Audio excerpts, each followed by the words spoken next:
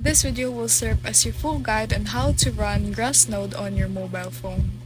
In order for Grassnode to run on your mobile devices is that you should download this browser, which is Mrs. or Mises browser. After downloading it, is open the browser's developer tools. Navigate to the console tab and enter the command local storage get item then user ID. Then install Termux. Download Termux, grant storage permission, and set up storage.